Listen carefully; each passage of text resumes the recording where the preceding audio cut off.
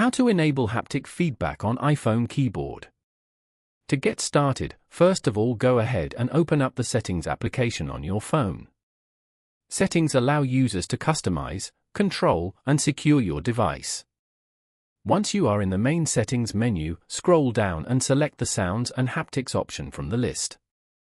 On the Sounds and Haptics screen, scroll down through the different alert and feedback options to find keyboard feedback, and then tap on it.